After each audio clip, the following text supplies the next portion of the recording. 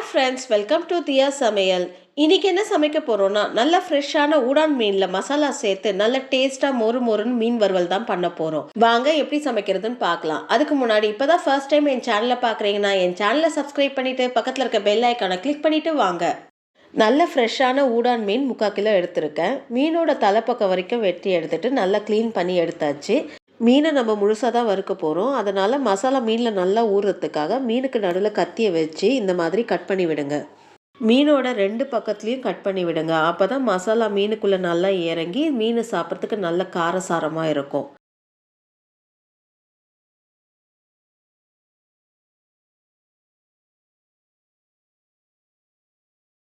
எல்லா மீனையும் கட் பண்ணி எடுத்தாச்சு. இப்போ மீனுக்கான மசாலாவை ரெடி பண்ணிக்கலாம்.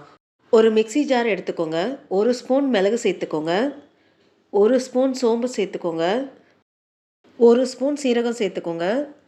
வாசனைக்காக 4 கருவேப்பிலை இலை சேர்த்துக்கோங்க. ஒரு துண்டு இஞ்சி 2ஆக கட் பண்ணி சேர்த்துக்கோங்க.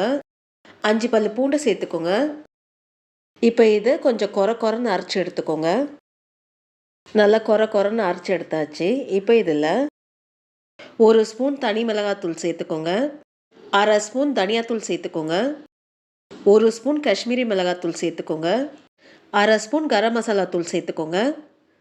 1/4 ஸ்பூன் மஞ்சத்தூள் சேர்த்துக்கோங்க. 1/2 நெல்லிக்காய் சைஸுக்கு புளியை சேர்த்துக்கோங்க. 1 ஸ்பூன் எண்ணெய் சேர்த்துக்கோங்க. தேவையான அளவு உப்பு சேர்த்துக்கோங்க. லைட்டாக தண்ணி சேர்த்து ஒரு திக்கான பேஸ்ட்டாக அரைச்சி எடுத்துக்கலாம். நல்ல திக்கான பேஸ்ட்டாக அரைச்சி எடுத்தாச்சு. இப்போ ஒரு பிளேட்டுக்கு இதை மாற்றிக்கலாம். லைட்டாக தண்ணி ஊற்றி அந்த மிக்ஸி ஜார் அலசி அந்த மசாலாவிலையும் சேர்த்துக்கோங்க. 1 ஸ்பூன் ரவையை சேர்த்துக்கோங்க. ரவை சேர்த்து செய்கிறதுனால மேலே நல்லா மொறுன்னு இருக்கும்.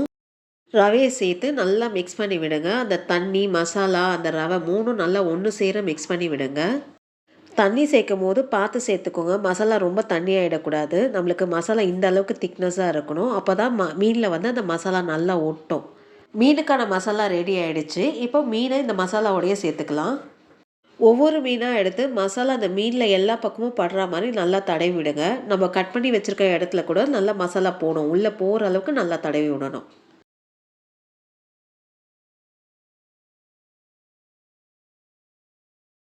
மசாலாவை மீனில் நல்லா தடவி விட்டாச்சு. இப்போ இது 1 மணி நேரம் நல்லா ஊறட்டும். மீன் மசாலாவோட நல்லா ஊற வச்சாச்சு. அந்த மசாலாலாம் மீனில் நல்லா இறங்கியிருக்கு. இப்போ மீனை வறுக்க ஆரம்பிச்சிடலாம். மீன் வறுக்க தோசைக்கல் எடுத்துக்கோங்க. நம்ம ஷாலோ ஃப்ரை தான் பண்ண போகிறோம். அதுக்கேற்ற மாதிரி நீங்கள் எண்ணெயை சேர்த்துக்கோங்க. எண்ணெய் நல்லா சூடாயிடுச்சு. இப்போ ஒவ்வொரு மீனாக எடுத்து தவாவில் போட்டுக்கோங்க. எத்தனை மீன் தவாவில் போட முடியுமோ அத்தனை மீனை போட்டுக்கோங்க. இப்போ லோ ஃப்ளேமில் 1 நிமிஷம் இது நல்லா ஃப்ரை ஆகட்டும். லோ ஃப்ளேமில் 1 நிமிஷம் நல்லா ஃப்ரை ஆகிடுச்சு. இப்போ திருப்பி போடுங்க. இப்போ திருப்பி போட்ட பக்கமும் 1 நிமிஷம் நல்லா ஃப்ரை ஆகட்டும். எண்ணெய் தேவைப்பட்டால் ஊற்றிக்கோங்க. இன்னொரு பக்கமும் மீன் 1 நிமிஷம் நல்லா ஃப்ரை பண்ணியாச்சு. இப்போ திருப்பி போடுங்க. இப்போவே 80% மீன் நல்லா வெந்து வந்திருக்கும். இப்போ மேலே இருக்கிற மசாலா மட்டும் தான் நம்மளுக்கு மொறுன்னு ஆகணும். அதுக்கு மீடியம் ஃப்ளேம்லேருந்து ஹை ஃப்ளேம் தீயை மாற்றி வச்சு மீனுடைய எல்லா பக்கமும் தவாவில் படுற மாதிரி கொஞ்சம் விட்டு திருப்பி போடுங்க. அப்படி செய்யும் போது மீனுடைய மேல் பகுதி வந்து நல்லா மொறுன்னு இருக்கும். உள்ளே நல்லா வெந்தும் இருக்கும். எல்லா பக்கமும் மீன் நல்லா மொறுன்னு ஆற அளவுக்கு வறுத்தாச்சு. இப்போ இது ஒரு பிளேட்டுக்கு மாற்றி வச்சுக்கோங்க. மீதி இருக்கிற மீனையும் இதே மாதிரி நீங்கள் பேட்சாக வறுத்து எடுத்துக்கோங்க. நல்ல காரசாரமான ஒரு மீன் வறுவல் ரெடி ஆயிடுச்சு. இந்த வீடியோ உங்களுக்கு பிடிச்சிருந்தால் லைக் பண்ணுங்க, ஷேர் பண்ணுங்க. அப்படியே உங்களுடைய கருத்துக்கள் எனக்கு கமெண்ட் பண்ணுங்க. மறக்காம என் சேனலை சப்ஸ்கிரைப் பண்ணிட்டு பக்கத்தில் இருக்க பெல் ஐக்கானை கிளிக் பண்ணுங்க. நன்றி, வணக்கம்.